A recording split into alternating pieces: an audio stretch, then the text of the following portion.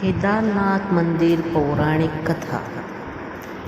केदारनाथ की यात्रा के दौरान यदि मृत्यु हो जाए तो क्या होता है।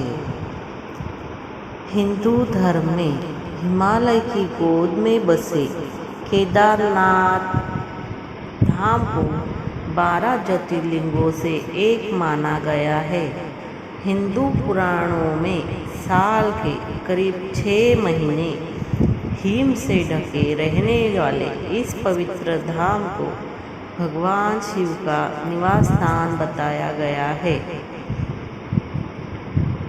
धार्मिक कथाओं के मुताबिक महाभारत युद्ध में जीत हासिल करने के बाद पांडवों में सबसे बड़े भाई युधिष्ठिर को हस्तिनापुर के राजा के रूप में राज्याभिषेक किया गया। इसके बाद करीब 4 दशकों तक युधिष्ठिर ने हस्तिनापुर पर राज किया। इसी दौरान एक दिन पांचों पांडव भगवान श्री कृष्ण के साथ बैठकर महाभारत युद्ध की समीक्षा कर रहे थे। समीक्षा में पांडवों ने श्री कृष्ण से कहा, नारायण, हम सभी भाइयों पर ब्रह्म हत्या के साथ अपनी बांधवों की हत्या का कलंक है। इस कलंक को कैसे दूर किया जाए। तब श्री कृष्ण ने पांडव से कहा कि ये सच है कि युद्ध में भले ही जीत तुम्हारी हुई है, लेकिन तुम लोग अपने गुरु और बंधु बांधवों को मारने के कारण पाप के भागी बन गए हो।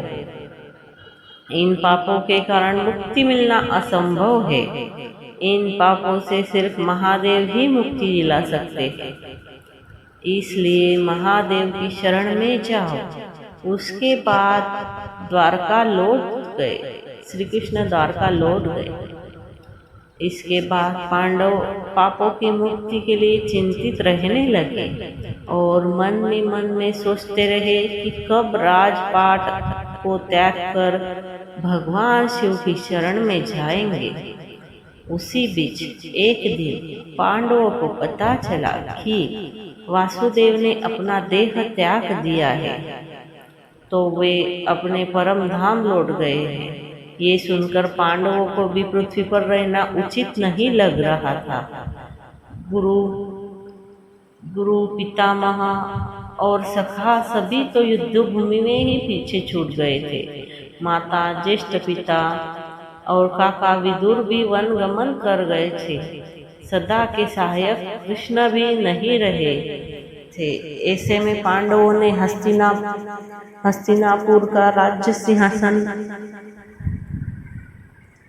अभिमन्यु के बेटे और अपने पौत्र परीक्षित को सौंप दिया और द्रौपदी समेत राज्य छोड़कर भगवान शिव की तलाश में निकल पड़े। हस्तिनापुर से निकलने के बाद पांचों भाई और द्रौपदी भगवान शिव के दर्शन के लिए सबसे पहले काशी पहुंचे, पर भोलेनाथ वहां नहीं मिले। उसके बाद उन लोगों ने कई और जगहों पर भगवान शिव को खोजने का प्रयास किया, लेकिन जहां कहीं भी ये लोग जाते थे, शिवजी वहां से चले जाते। इस क्रम में पांचों पांडव और द्रौपदी एक दिन शिवजी को खोजते हुए हिमालय तक आ पहुंचे। यहाँ पर भी शिवजी ने इन लोगों को देखा तो वो छिप गए, लेकिन यहाँ पर युधिष्ठिर ने भगवान को छुपते हुए देख लिया था।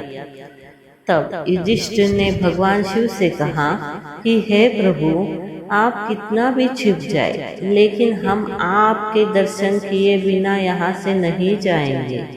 और मैं ये भी जानता हूँ कि आप इसलिए छुप रहे हैं क्योंकि हमने पाप किया है। युधिष्ठिर के इतना कहने के बाद पांचों पांडव आगे बढ़ने लगे। उसी समय एक बैल उन पर झपट पड़ा। ये देख भीम उससे लड़ने लगे।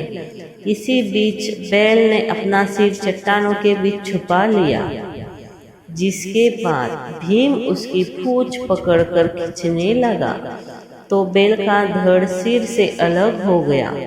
और उस बैल का धड़ शिवलिंग में बदल गया और कुछ समय के बाद शिवलिंग से भगवान शिव प्रकट हुए।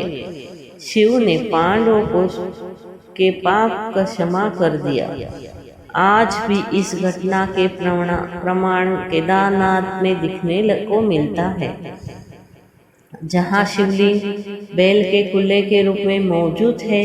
भगवान शिव को अपने सामने साक्षात देखकर पांडवों ने उन्हें प्रणाम किया और उसके बाद भगवान शिव ने पांडवों को स्वर्ग का मार्ग बताया और फिर अंतर्धान हो गए।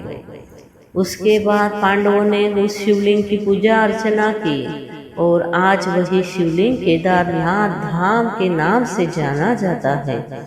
यहाँ पांडवों को स्वर्ग जाने का रास्ता स्वयं शिवजी ने दिखाया था, इसलिए हिंदू धर्म के केदार स्थल को मुक्ति स्थल भी माना जाता है।